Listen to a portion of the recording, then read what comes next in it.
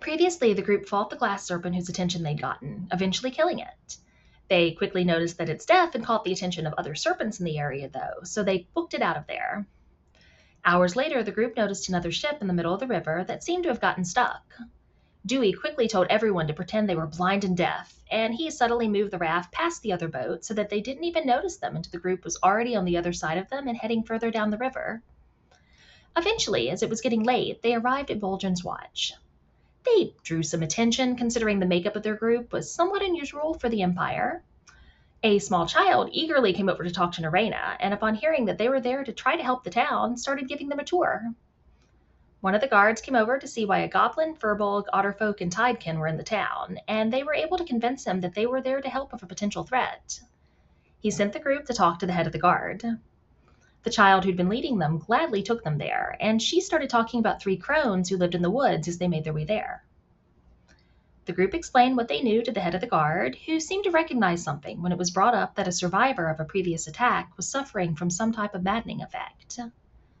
The head guard mentioned the crones that the child had brought up, and it was revealed that they used to be leaders in the town before the Praetors came 10 years earlier. They'd fled into the woods around that point.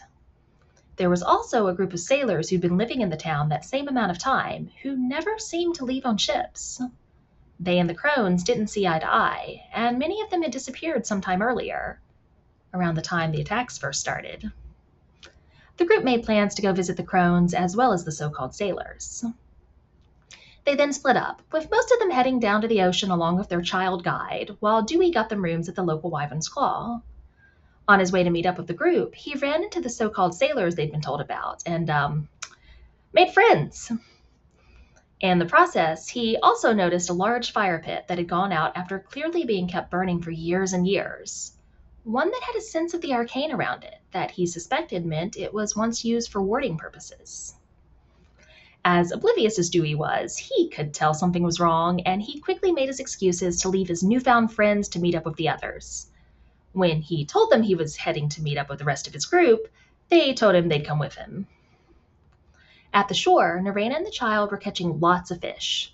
Seeger and Sienna watched from the shore in faint horror, as it was somewhat terrifying seeing Narena fish with her teeth.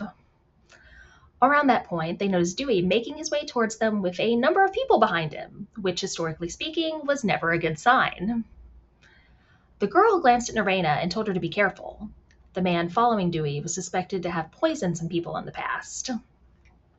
There was some talking, followed by some threats, and it was fairly clear that the only reason they weren't attacking the group was because they were worried about not having enough people to take them down. The group then headed to the woods outside the village to look for the three crones they'd been told about. Narena brought the fish she'd caught with them. The women were appreciative of the gift of fish that Narena brought with them, and they let the group come inside.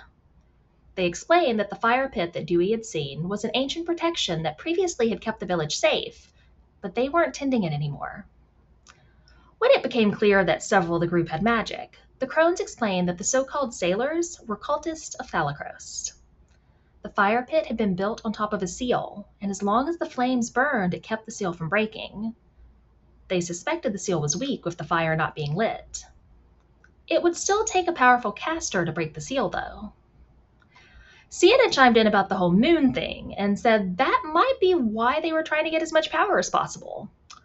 Once the group gave a general explanation of what they knew about the attacks by the so-called ghost ship and the fact that it was building up to a night with both a full moon and a new moon, the crones became visibly worried. They insisted that the group needed to get back to the town and cause a distraction so that they could try to get to the seals themselves. The group agreed that they were pretty good at causing distractions. And that is where we left off.